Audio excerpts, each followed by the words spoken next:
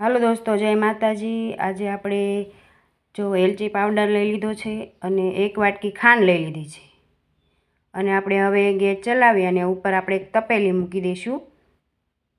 હવે તપેલીમાં આપણે 2 ગ્લાસ પાણી નાખવાનો છે। આપણે 1 ગ્લાસ પાણી નાખ્યું અને આપણે હવે 2 ગ્લાસ પાણી નાખી દઈશું। આપણે આટલું પાણી લેવાનું છે। આપણે 2 ગ્લાસ જ નાખ્યું છે અને 1 વાટકી ખાંડ લઈ લેવાની।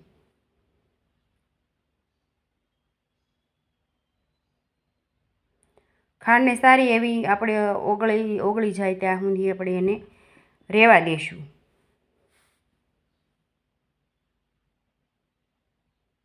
હવે ખાંડ નાખીને આપણે સરસ મજાનું આ મિક્સ કરી લેવાની ખાંડ, કે જલ્દીથી પાણી સાથે ઓગળી જાય એમ।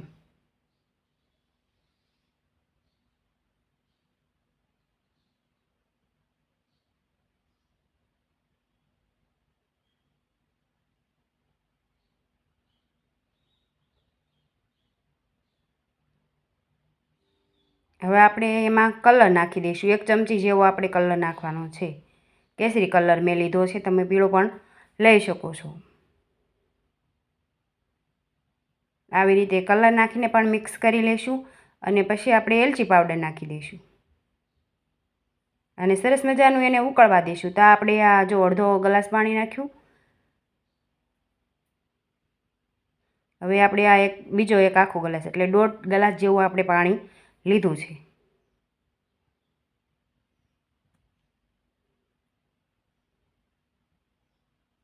હવે આપણે ચણાનો લોટ લેવાનો છે ચાળીને।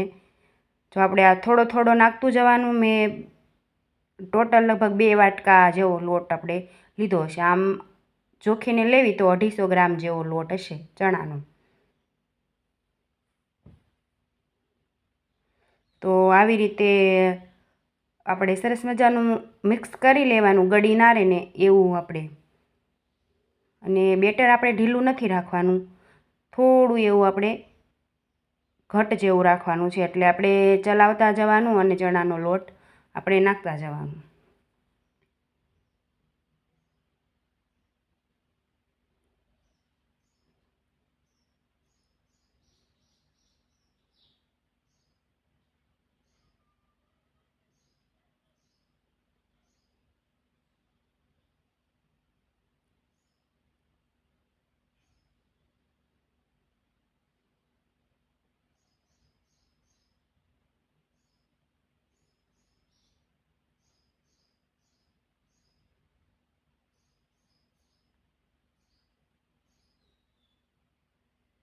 એવું સરસ મજાનું મિક્સ કરવાનું કે એક પણ ગળી રહેવી ના પડે।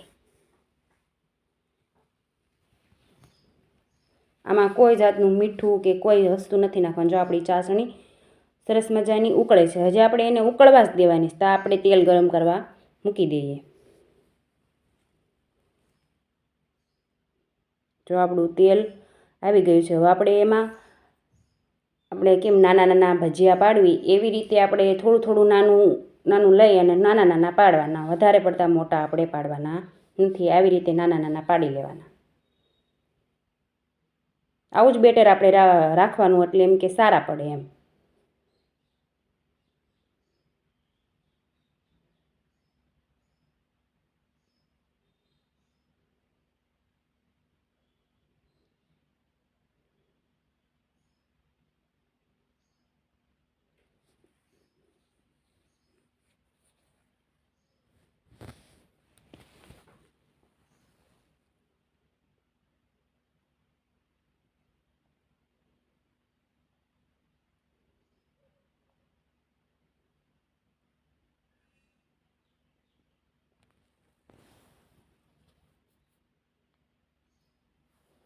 આવી રીતે આપણે જો એને નોખા પાડી લેવાના, કે ઝાઝા આપણે નાખ્યા એટલે ચોંટી જાય અમુક એકબીજા સાથે।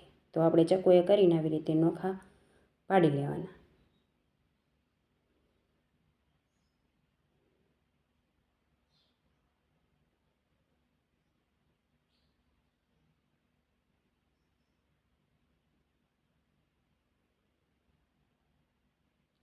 ચડવા અને સારા એવા દેવાના, સારા ચડી જવા દેવાના સરસ મજાના। પછી જ આપણે એને કાઢવાના છે।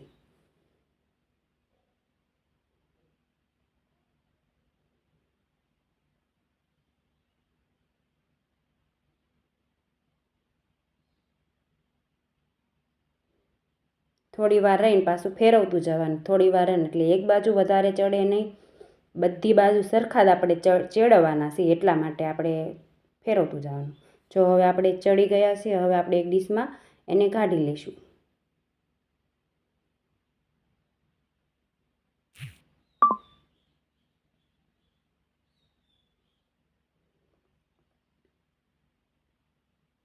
તો આપણી ચાસણી પણ સરસ મજાની તૈયાર થઈ ગઈ છે. તો આપણે ત્યાં સુધીમાં ગોટા ઠરી ગયા. તો આવી રીતે આને મિક્સર જારમાં કાઢી અને નાના નાના ટુકડા કરી લઈ લેવાના. ઠરી જવા દેવાના, પછી જ લેવાના છે આપણે, ગરમ ગરમ લેવાના નથી. તો આપણે એને ઝીણો એવો પીસી લઈશું. જો આપણે આવી રીતે ઝીણું એવું પીસી લેવાનું, વધારે પડતું ઝીણું નથી કરવાનું, આપણે આવી રીતે પીસી લેવાનું. જો આપણે આ બધો જ સરસ મજાનું પીસીને તૈયાર છે. હવે આપણે એને ચાસણી જે બનાવી છે આપણે એમાં આપણે એને નાખી દઈશું.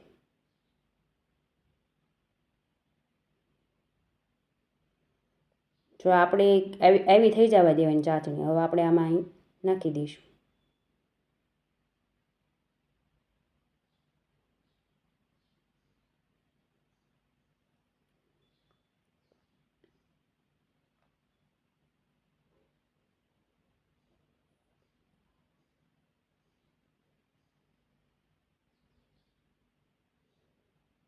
હવે આપણે આ બધું સરસ મજાનું મિક્સ કરી લઈશું.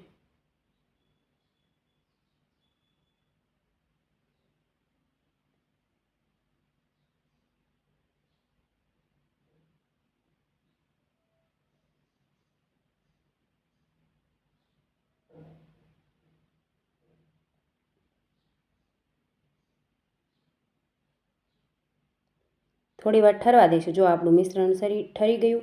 હવે આપણે એમાં 2 ચમચી જેવું ઘી નાખી દઈશું. વધારે નાખવું હોય તો તમે નાખી શકો છો, પણ આમાં ઘી ના હોય તો પણ ચાલે. આપણે 2 ચમચી જેવું ઘી નાખી અને જો સરસ મજાનું ઠરી ગયું છે. હવે પાછું એને ઘી નાખી અને મિક્સ કરી લેવાનું.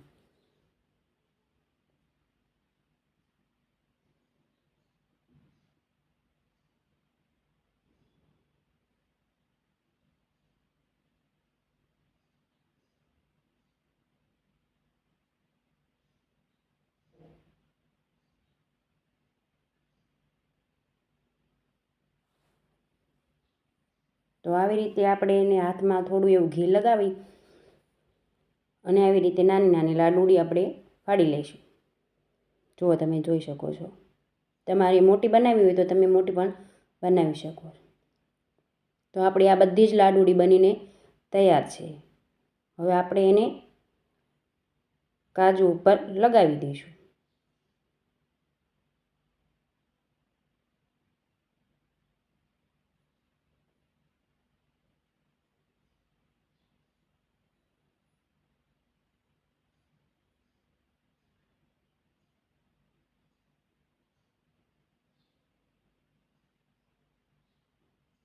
પછી આપણે થોડી એવી ઘી દઈ દઈશું એટલે કાજુ સરસ મજાના ચોંટી જાય.